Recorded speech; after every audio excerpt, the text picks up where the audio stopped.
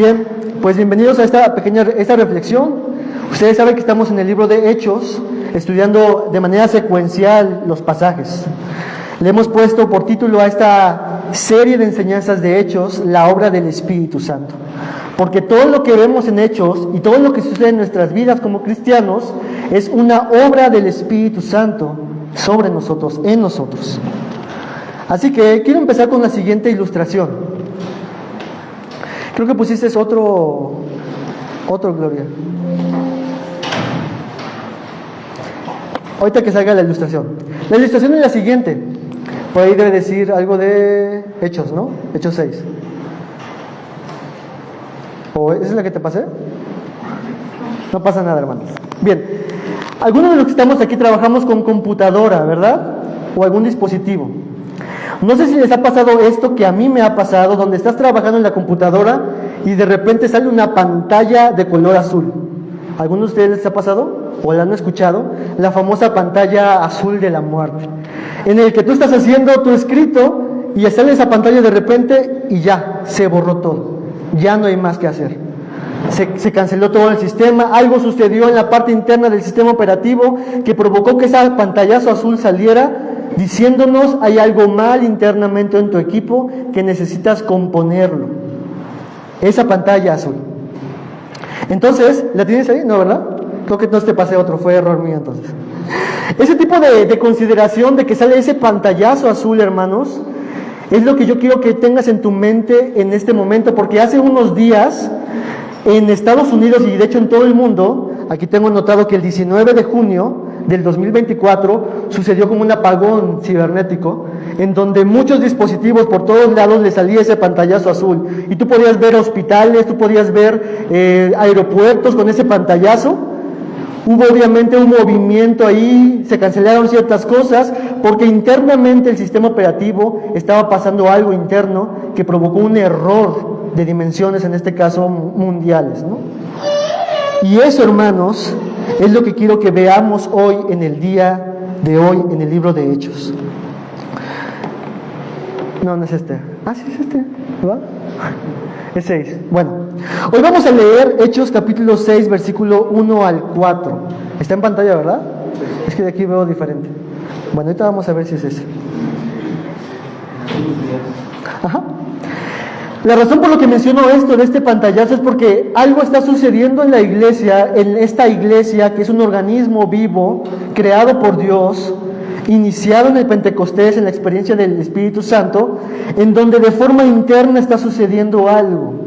Veamos lo que dice el pasaje, Hechos 6, 1 al 4. Les leo. En aquellos días, como creciera el número de los discípulos, hubo murmuración de los griegos contra los hebreos, de que las viudas de aquellos eran desatendidas en la distribución diaria. Entonces los 12 convocaron a la multitud de los discípulos y dijeron: no es justo que nosotros dejemos la palabra de Dios para servir a las mesas. Buscad pues, hermanos, de entre vosotros a 7 varones de buen testimonio, llenos del Espíritu Santo y de sabiduría, a quienes encarguemos este trabajo, y nosotros persistiremos en la oración y en el ministerio de la palabra.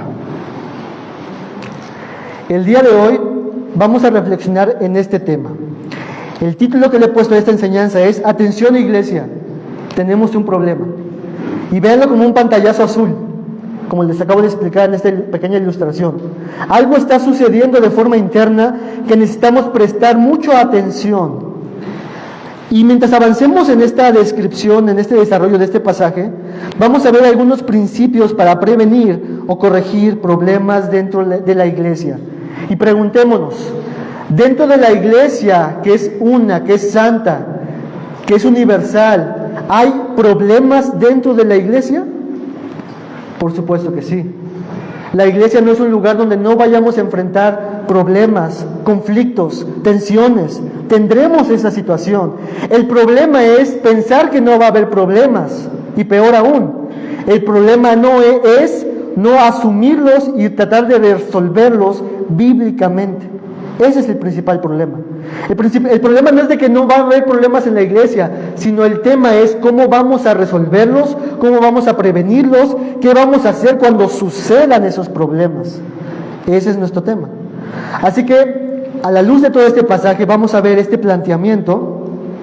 Vamos a ver en primer lugar el planteamiento del problema y después veremos la propuesta de solución, y en la medida que avancemos iremos viendo estos principios de cómo prevenir o cómo anticiparnos a resolver estos problemas futuros o posibles.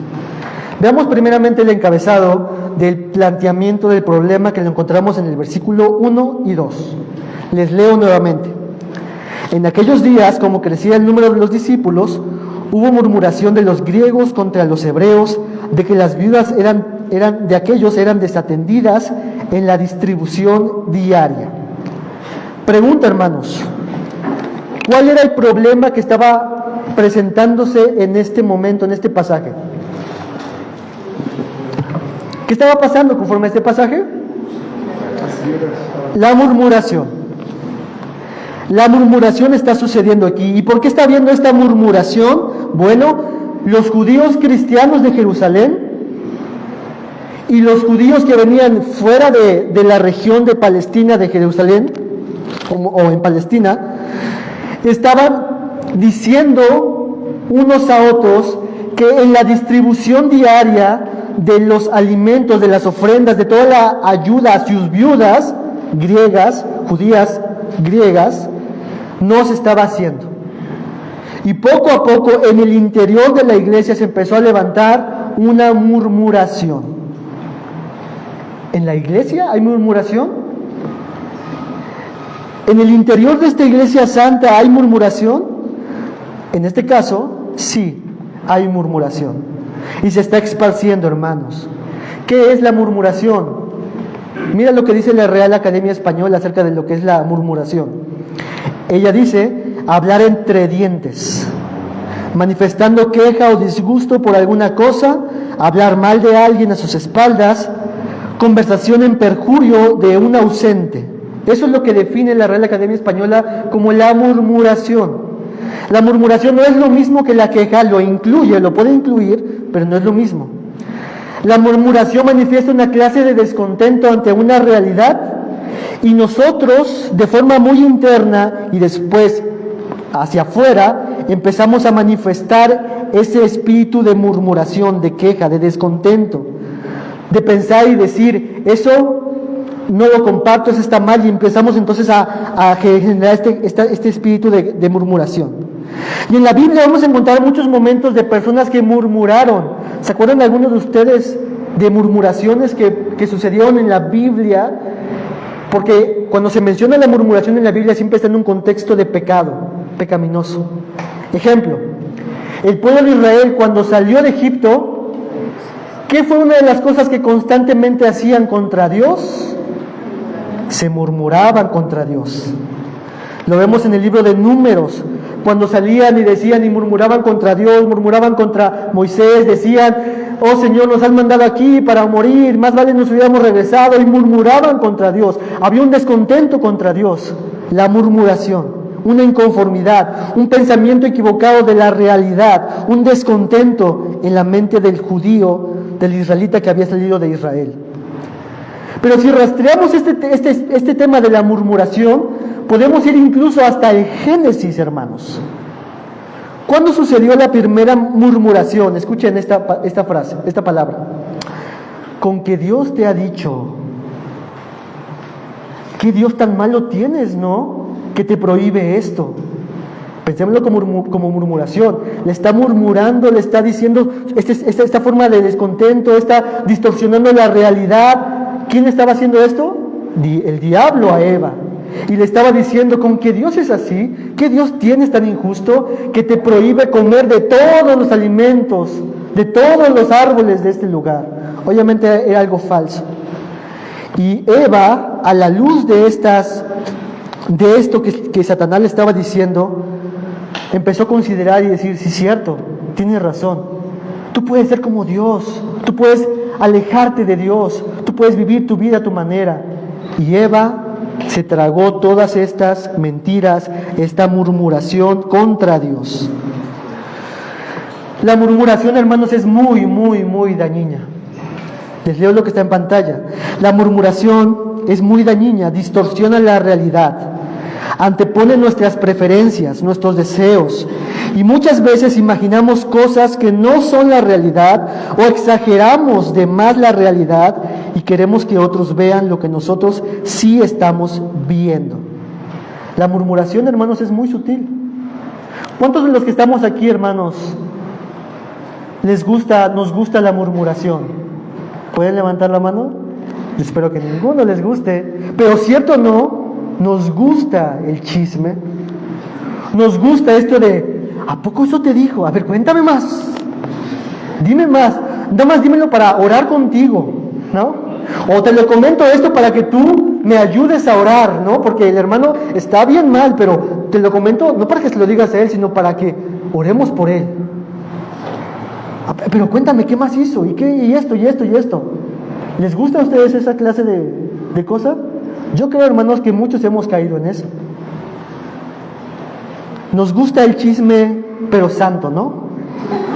Nos gusta esta sensación de querer saber. No estoy murmurando, solo digo mi parecer, no estoy murmurando, solamente estoy diciendo que estoy inconforme y empezamos a tener esta sensación de la murmuración. Y hay una línea delgada, hermanos, entre estar inconforme con ciertas cosas y la murmuración. Hay una línea muy delgada.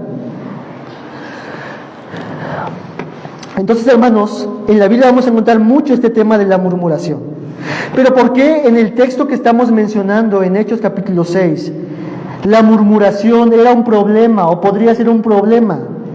¿Por qué podría ser un problema, hermanos?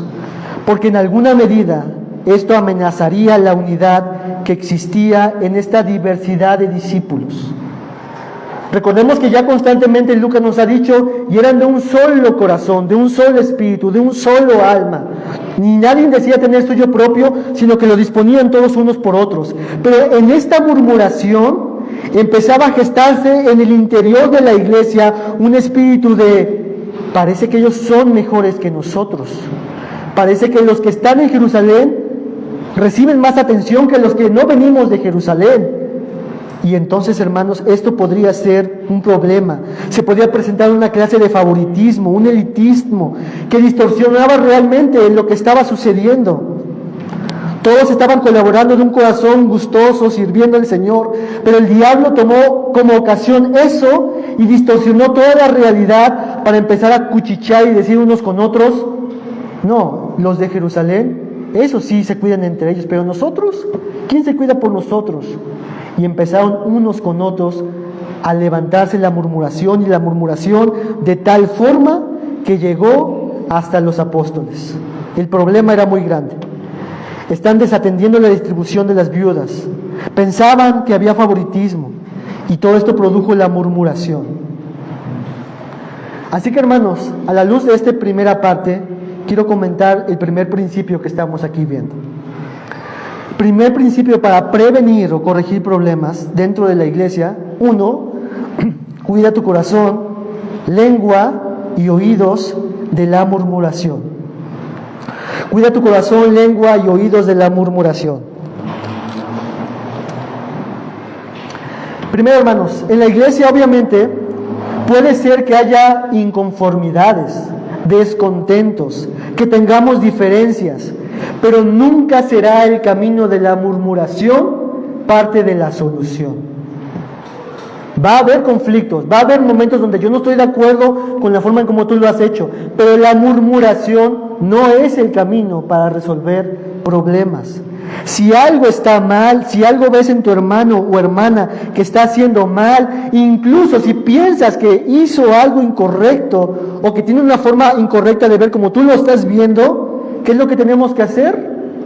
Ir con él, con ella y decirle: mi hermano, pienso que lo que estás diciendo es esto, ¿es así como lo dijiste tú? O pienso que estás equivocado en esto, la Biblia me dice esto, o vi que pasó esto en tu vida, o te vi en tal lado, o etcétera, cualquier cosa. El primer camino, si ves a tu hermano hacer alguna cosa incorrecta o algún pensamiento tú tienes acerca de él, tienes que tratarlo con tu hermano, con tu hermana. No puedes ir con el camino de la murmuración e ir con tu mejor hermano o amigo a decirle: oye, ¿sabes qué crees? Me enteré de que el hermano o la hermana hizo esto y lo otro. Ese no es el primer camino. El primer camino es cuidar mi corazón, mi lengua de la murmuración. Y en segundo lugar, si alguien viene a ti y habla de tu hermano o hermana algo, ¿qué tenemos que hacer? Cuidar nuestros oídos y decirle a mi hermano o a mi hermana, ok, me estás diciendo algo de mi hermano o mi hermana, X. Yo te animo, te recomiendo que vayas con él y se lo digas a él. Tú ve con él y dile, tú cuida tus oídos de eso. No es de que estés así, no me digas, sino decir, mi hermano, mira, antes de decirme todo esto de mi hermano que no está aquí o mi hermana, ve y díselo. Si algo ha hecho mal delante de Dios, ve tú con él y díselo. No me lo digas a mí, ve con él y díselo. O incluso puedes decir, hermano, ¿sabes qué? Me acabas de decir esto, ven, voy a llamar a fulanito de tal o fulanito de tal, ven, mira, mi hermano me acaba de decir esto de ti. ¿Qué está pasando aquí? Tú actúa como un intermediario quizás, pero nunca tú debes de almacenar esto como de yo soy la radio de la iglesia, ¿no? Como el que sabe todos los chismes de la iglesia. Cuida tu corazón, lengua y oídos de la murmuración. Y esto suena fácil, hermanos, pero en la práctica es lo que tenemos que poner en práctica, porque pareciera no ser tan gravoso esto de, bueno, pues están desatendiendo las viudas, pues ya, ¿no? Pero en la primera iglesia esto causó un problema grande, o podría causarlo. Ese es el primer principio, hermanos. Segundo punto, hermanos, de esto, que nos habla este primer pasaje que leímos. Segundo punto, no normalicemos actitudes pecaminosas. A veces, hermanos, actuamos en la iglesia, podemos resolver problemas en la iglesia cuando el conflicto ya está hasta arriba. Y esto sucede a veces con las parejas, con los matrimonios, donde van a consejería en el momento cuando ya están a punto de separarse o divorciarse. Pero no en el momento cuando mi cónyuge tiene ciertas actitudes pecaminosas. En ese momento tú tienes que hablar con él, tú tienes que pedir consejería, no esperar a que se acumule todo esto, porque normalizamos actitudes pecaminosas. Mi esposo, mi esposa, es que sí siempre se enojó, ¿no? No, mi hermano. Entonces, ¿por qué tenemos que esperar a tal situación? No tenemos que normalizar actitudes pecaminosas. En el momento de que en aquel entonces, en Hechos capítulo 6, empezaron a ver que no estaban distribuyendo correctamente para todas las demás viudas, no tenían que decir, bueno, pues ya ellos lo resolverán. No, pues ya ellos, no, pues ni modo, que no nos toque hoy. Sino en ese momento, si hay una inconformidad a ti, si algo está mal ahí, vas y lo dices en el momento.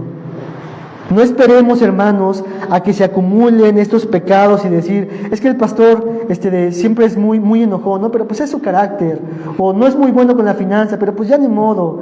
No, hermanos, no normalicemos actitudes pecaminosas, porque a la larga después de estas actitudes va a empezar la murmuración de decir, es que el hermano siempre es así, y es que etcétera, y lo otro.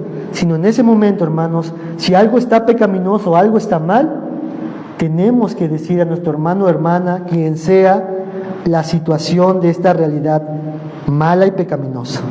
No normalicemos. Esto que vemos en Hechos capítulo 6, quizá, si desde el momento que vieron que no distribuyeron a sus viudas, pudieron acercarse directamente con los apóstoles o con los hermanos y decirlo, pero se guardaron todo hasta el punto en el que explotó la bomba de la murmuración. Entonces, hermanos, no normalicemos actitudes pecaminosas. Avancemos ahora al versículo 2 para leer nuevamente. Hechos capítulo 6, versículo 2. Dice el texto, al pasar todo este tema de la murmuración, entonces los 12 convocaron a la multitud de los discípulos y dijeron, no es justo que nosotros dejemos la palabra de Dios para servir a las mesas. Esta va a formar parte de la solución que los apóstoles dan a esta necesidad. Convocaron a la multitud de los apóstoles, convocaron a la multitud de los afectados, no necesariamente a toda la iglesia, pero sí principalmente o fundamentalmente a los afectados. Convocaron a todos a decirles, no es justo todo esto, y les empiezan a dar la solución o parte de la propuesta de solución. Así que como tercer punto, hermanos, de esto, de principios para prevenir o corregir problemas, se debe buscar la reconciliación de partes afectadas. Lo que los apóstoles hicieron es, llamen a las partes afectadas, llamémoslo, y entonces dialoguemos y pensemos cuál va a ser la propuesta, la forma en cómo poder resolver este problema y asumir que hay un problema. Se debe de buscar la reconciliación de las partes afectadas. Y muchas veces, hermanos, cuando enfrentemos problemas o en estos temas de chismes y todo esto, tenemos que llamar a las partes afectadas y decir, esto está sucediendo, resolvámoslo. Enfrentemos que esto está pasando y que está mal, pero aquí estamos todos los afectados, así que terminemos este ciclo de conflicto y veamos cómo resolver los problemas con la reconciliación. Escuchar todas las partes, escuchar lo que está sucediendo aquí. ¿Ok? Ese es el tercer principio, hermanos, que quiero comentarles acerca de este pasaje. Esto es lo que hicieron los apóstoles. Llamaron a la comunidad de los afectados y les propusieron lo que después vamos a leer. Entonces, hermanos, pero en este versículo del versículo 2, los apóstoles presentan un segundo problema. Porque la iglesia quería que los apóstoles resolvieran todo esto y que los apóstoles sirvieran a las mesas y que los apóstoles fueran los administradores de los recursos y que ellos tuvieran el mando y les empezaran a repartir a todos. Pero los apóstoles dicen que esa no puede ser la solución porque traería otro tipo de problemas. El texto dice, no es justo que hagamos esto que ustedes piden, que nosotros seamos los tesoreros, los que van a repartir todas las cosas. ¿Por qué? Porque nosotros, si hacemos eso, dejaremos la palabra de Dios para servir a las mesas. ¿Cuál era el segundo problema que estaba pasando aquí o que podría suscitarse con esta murmuración o la propuesta de estos que estaban murmurando? Es que ellos dejarían la palabra de Dios. Y aquí entonces tenemos dos problemas que se están enfrentando aquí y se tienen que resolver. El primero de ellos es desatender la atención a los necesitados y el segundo, desatender la predicación de la palabra de Dios. Y yo les pregunto, hermanos, ¿cuál de estos dos es más importante? Los dos son importantes. Los dos tienen su lugar dentro de la iglesia. ¿Por qué? Lo vamos a ver más adelante. Pero en alguna manera la predicación de la palabra era la misión que les había encargado Dios a los apóstoles. Vayan y prediquen, sean testigos de mi resurrección, de mi muerte, de mi vida. Eso fue lo que les encomendó Jesús a los apóstoles.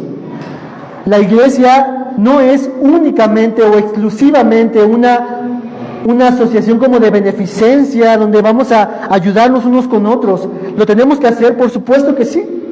Pero tenemos una misión importante que está por encima de todas estas cosas, aunque la ayuda social o de la iglesia es importante. La iglesia tiene como meta proclamar la gloria de Dios a un mundo en tinieblas. Pero entonces, las dos cosas que tenemos aquí son dos problemas que se tienen que enfrentar. Y aquí surge mi cuarto principio. Por un lado, hermanos, como cuarto principio para prevenir y corregir problemas, es que tengamos bien claro cuáles son nuestras prioridades como iglesia. Hermanos, ¿está mal ayudar a los necesitados como iglesia o entre nosotros? Por supuesto que no. Un corazón salvo necesariamente es un corazón misericordioso que da, que ayuda, que apoya al necesitado. Pero debemos recordar que esa ayuda nunca debe ser en contraposición de nuestra prioridad, que es predicar a Cristo. Esa es nuestra meta, esa es nuestra misión como iglesia. Jesús hizo muchos bienes, hermanos, muchísimos. Ayudó a muchas personas, sanó a muchísimos hermanos. Pero ¿ese era únicamente y exclusivamente su ministerio en la tierra?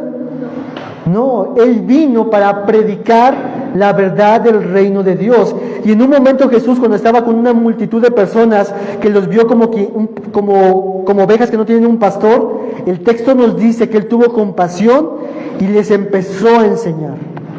Porque parte de la compasión de un cristiano es enseñar a otros la verdad de Cristo.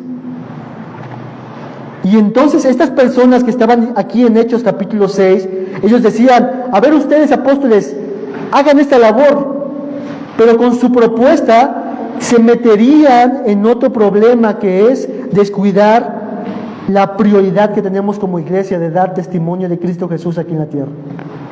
Tengamos bien claro, hermanos, cuáles son nuestras prioridades, sin descuidar, obviamente, las cosas que podemos hacer como iglesia, ayudar a los necesitados.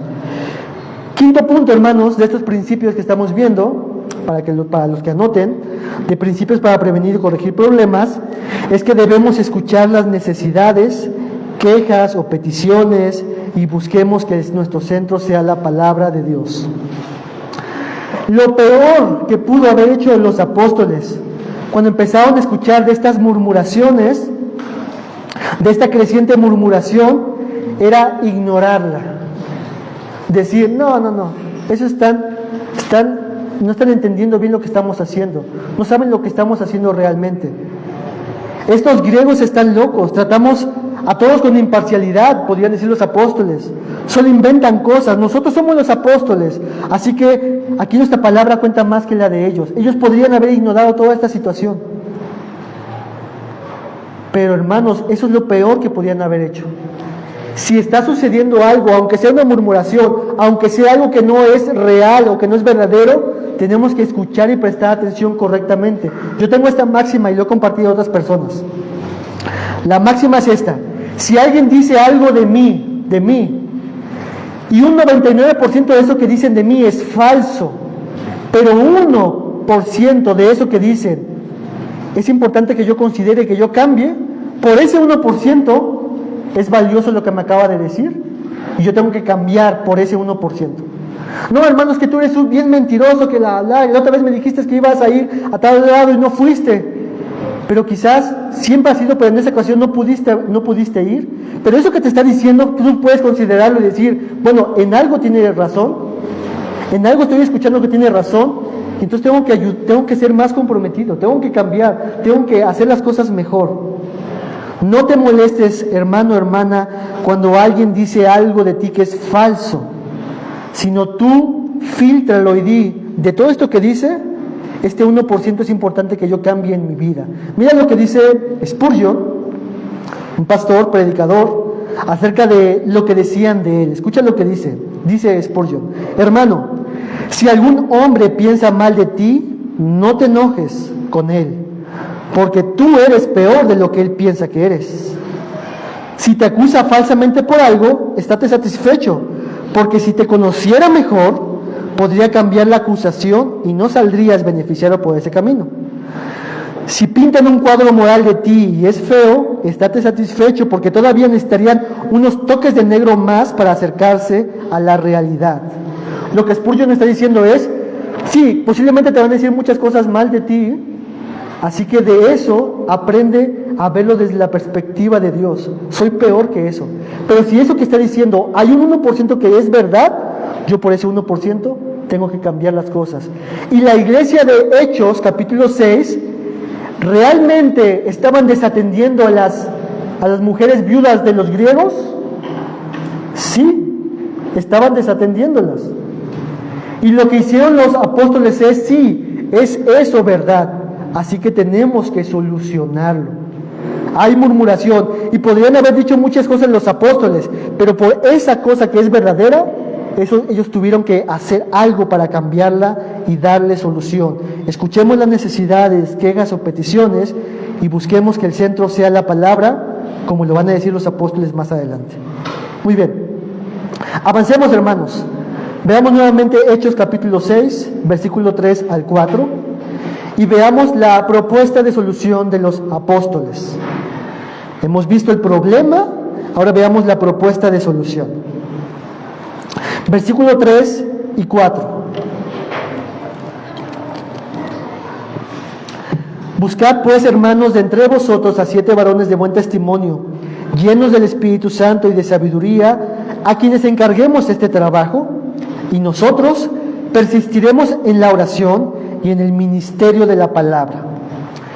Esta propuesta para solucionar este problema en particular fue: busquen de entre ustedes personas indicadas para este trabajo, y de esta manera entonces nosotros nos dedicaremos a la palabra de Dios, al trabajo que tenemos nosotros que hacer. Sexto principio, hermanos, de esto que estamos viendo para prevenir o corregir problemas, es aprender a delegar y confiar en los dones de los demás. Hay muchos problemas en la iglesia, o podremos enfrentar muchos problemas en la iglesia. Y muchos de estos es porque no hemos aprendido a delegar responsabilidades y reconocer los dones de otras personas que puedan hacer algunas tareas. Gracias a Dios, creo que aquí en este caso, como iglesia, no tenemos como tal eso, pero pudiéramos presentarlo a los hermanos. Porque en mi experiencia que he tenido, este es uno de los temas que en otras iglesias ha sido causa de división, donde el pastor, como no sabe o no quiere dar una parte del pastel, por así decir, le resulta muy difícil delegar. Si no lo hacen como yo lo hago, a ver, quítate, yo lo hago, porque soy el pastor. Y entonces, hermanos, se empieza a ver como que yo soy la autoridad máxima, yo soy quien tiene la última palabra, ustedes no piensan como yo, no actúan como yo, no lo hacen como yo, y por lo tanto mejor yo lo hago. Por eso, hermanos, es muy importante la pluralidad de pastores, porque así ya no es solamente uno el que tiene todo esto, sino hay una comunión de personas que están cuidando la iglesia. Tenemos, hermanos, que aprender a delegar y confiar responsabilidades y confiar en los dones de los demás. ¿Qué pasa, hermanos, si en una iglesia el pastor es consejero, administrador, tesorero, director de alabanza, el que limpia, el que predica, el que canta? ¿Qué pasaría si un pastor hace todo esto? ¿Va a tener un problema el pastor en su vida? Por supuesto. La iglesia va a tener un problema también, va a decir, no, el pastor lo hace. Y nadie va a querer, hermanos, desarrollarse en esas áreas y en habilidades en la iglesia. Ya no es una iglesia.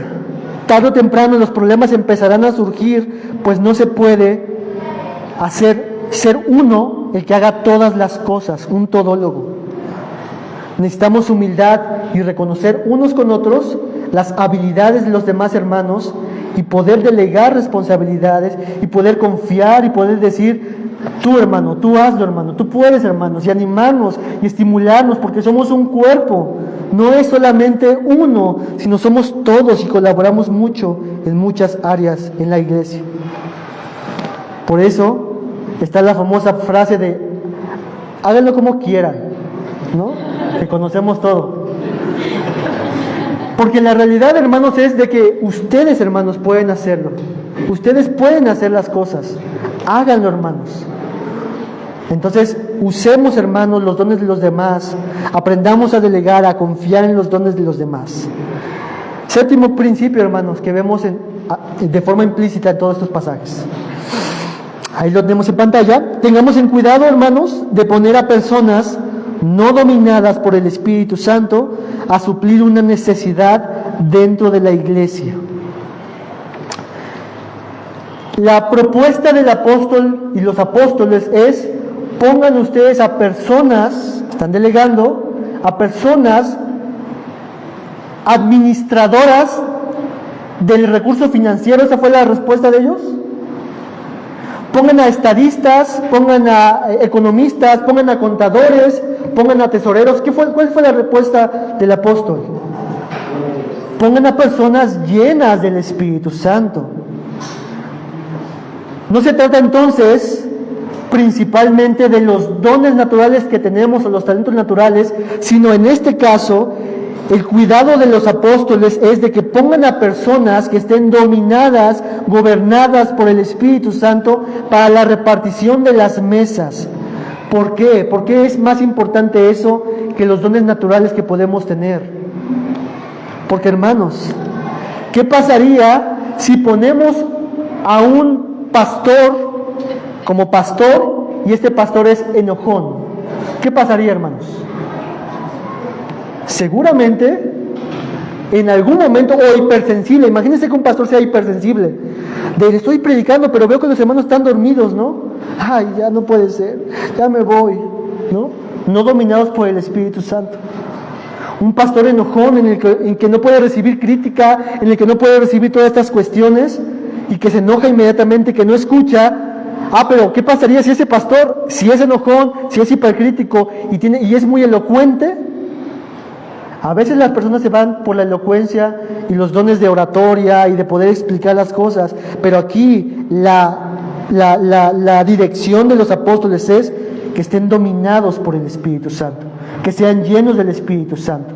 Porque si están llenos del Espíritu Santo, cuando estén repartiendo las mesas y les vayan contra ellos y les digan, oigan, ¿por qué no son atentos con nosotros? Ellos pueden responderles con una forma blanda, humilde, dócil, reconciliadora y no agresiva, de pues ustedes que no vinieron a la junta, ¿no? Dominados por el Espíritu. Tengamos, hermanos, mucho cuidado de poner a personas dominadas por el Espíritu Santo para las áreas de servicio dentro de la iglesia. Y ustedes ya saben a qué nos referimos con llenos del Espíritu Santo. Que estén dominadas por el Espíritu Santo, que estén influenciados por el Espíritu Santo, que pueda haber en ellos el fruto del Espíritu: amor, humildad, paz, bondad, misericordia, tolerancia. Todo esto, hermanos. Entonces, hermanos, como lo he comentado en el Ministerio de Alabanza, si llega un músico maravilloso, muy virtuoso en el teclado, nosotros como Ministerio de Alabanza no lo vamos a poner a tocar en la iglesia, porque aunque tiene dones y habilidades muy buenas, nos interesa muchísimo más su carácter, que esté dominado por el Espíritu Santo, para que en el día que esté tocando aquí, él no se sienta como el que sabe tocar mejor que todos los demás, sino que el que puede servir a los demás.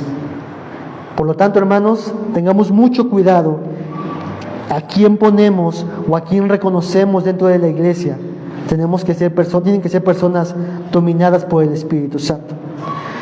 Y el último principio, hermanos, que vemos aquí a la luz de este pasaje, es lo que encontramos en el pasaje 3 y 4. Pero el principio es: no olvidemos que todos somos siervos de Jesús y Él es nuestro modelo. Todas estas cosas que hemos dicho de principios, hermanos, nos ayudan a prevenir problemas o solucionar problemas dentro de la iglesia. Y nos ayuda a prevenir problemas dentro de la iglesia. Porque si alguien se siente mucho mayor que los demás, esta persona va a causar problemas a los demás. Y en el texto que estamos leyendo en Hechos capítulo 6, mira lo que dice el versículo 3.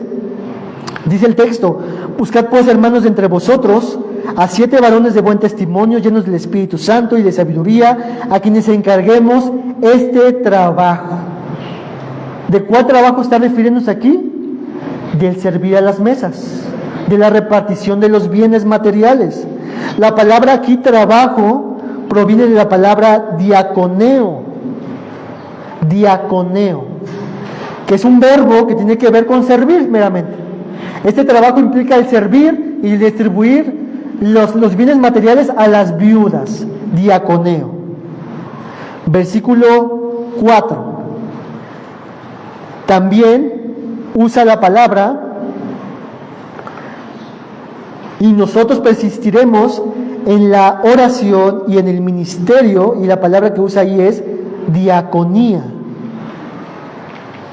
Entonces noten ustedes que con este pasaje en Hechos capítulo 6, versículo 3 y 4, la misma raíz etimológica de diaconía está tanto para el trabajo de servir mesas, como para el trabajo, conforme al versículo 4, de la predicación de la palabra.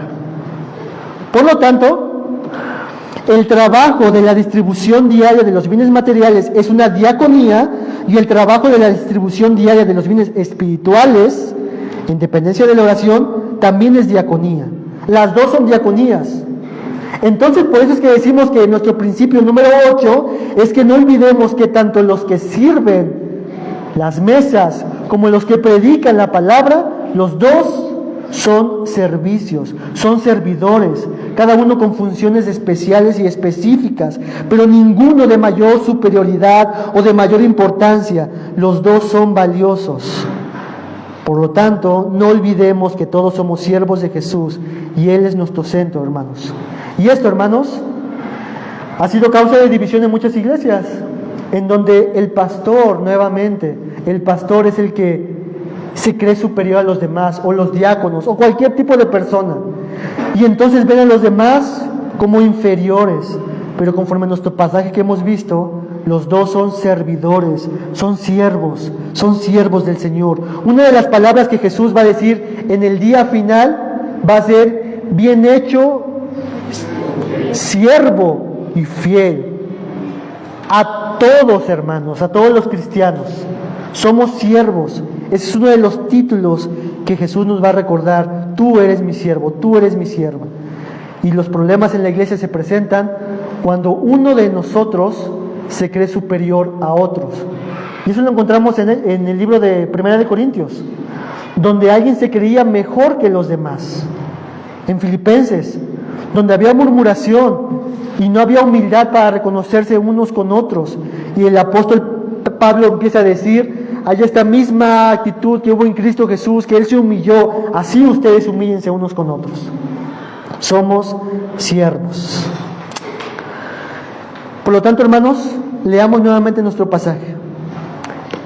Hechos capítulo 6, versículo 1 al 4. En aquellos días, como crecía el número de los discípulos, hubo murmuración de los griegos contra los hebreos, de que las viudas de aquellos eran desatendidas en la distribución diaria. Aquí está el problema que ya hemos visto. Entonces los 12 convocaron a la multitud de los discípulos y dijeron: no es justo que nosotros dejemos la palabra de Dios para servir a las mesas. Si hacemos lo que ustedes dicen, tendremos otro problema mucho peor. Así que la respuesta es: buscad pues, hermanos, de entre vosotros 7 varones de buen testimonio, llenos del Espíritu Santo y de sabiduría, a quien encarguemos este trabajo, y nosotros persistiremos en la oración y en el ministerio de la palabra. Y así, hermanos, veremos la próxima semana cómo este problema se resuelve y la iglesia, de forma interna, de forma bíblica, de forma sana y correcta, resuelve un problema que estaba sucediendo en el interior de la iglesia. Este pantallazo azul, al verlo los apóstoles, dijeron: hay que resolverlo. Y empezaron con la ayuda de Dios a resolverlo, y veremos que fue beneficioso para la iglesia. El día de hoy entonces hemos visto, atención iglesia, tenemos un problema. En la iglesia, hermano, tenemos problemas. Este es uno de tantos. El punto va a ser cómo vamos a resolver estos problemas. Y ya he dado algunos principios de cuando nos enfrentemos a tales circunstancias, recordemos todas las cosas que hemos visto el día de hoy. Quizás nosotros ahorita no estamos en ese tipo de situaciones, pero si llega a suceder, hermanos, ya hemos visto algo de cómo prevenirlos y cómo solucionarlos. Ante la murmuración, ¿qué debemos hacer? Lo que ya hemos dicho: cuidar nuestro corazón, cuidar nuestros oídos, cuidar nuestra boca. Ir tú directamente con el hermano, tú decirle al hermano: hermano, dirígete con el hermano tal y háblalo con él, platícalo y reconcílense y resuélvalo, anímense, estimúlense. Pongamos a personas dominadas por el Espíritu y bueno, todo lo que ya hemos visto el día de hoy. Entonces, hermanos, en la medida de lo posible tenemos que estar apercibidos y prevenirnos y pedirles ayuda a Dios de que nos libre del mal, porque van a pasar esas circunstancias, hermanos. Y como dice Jesús en la oración modelo: líbranos del mal. Señor, ayúdanos a, como iglesia, resolver los problemas como tenemos que resolverlos, prevenirlos y ayudarnos. 2, pero cuando estemos ya enfrentando un problema, hermanos, recuerda, la palabra de Dios debe ser nuestro centro. Y si hay algo que tengamos que hacer, que tenemos que reconocer, que tenemos que arrepentirnos, que tenemos que cambiar, tenemos que hacerlo, hermanos. Y punto 3 de todas estas cuestiones, como resumen: ante todo debemos de venir con humildad delante de Dios y humillarnos a Él cuando estemos en estas circunstancias o antes de que pase esto. Y aquí les recuerdo un texto en la Biblia, en Primera de Pedro capítulo 5, versículos 6 al 11. Pedro dice: humillaos pues bajo la poderosa mano de Dios, para que Él os exalte cuando fuere tiempo. Humillarnos, hermanos, esa es la solución siempre de todo problema y conflicto en la iglesia. Humillarnos, reconocer a Dios como nuestra autoridad reconocer a mi hermano o mi hermana como hijo de Dios, reconocer que estamos en un proceso de transformación, humillarnos delante de Dios. Iglesia, permanece. Hagamos de este texto nuestra realidad continua en nuestro desarrollo como iglesia y Él sea nuestro centro. Acompáñame a hacer una oración para terminar con este momento.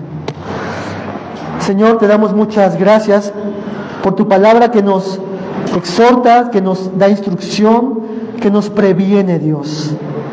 Y lo que hemos visto en Hechos capítulo 6, Señor, es algo que pudo haber sido un problema muy, muy grande, Señor, si no se resolvía.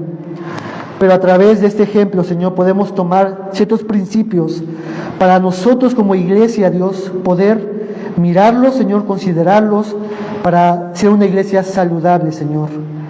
Ayúdanos, Señor, cuando nos enfrentemos en conflictos, en tensiones, en problemas, y que podamos todos como iglesia humillarnos bajo tu poderosa mano, Señor. Doblega nuestros corazones, Señor, y sé tú el centro de nuestras vidas, Dios. Te damos gracias, Señor, por tu palabra, en el nombre de Jesús. Amén.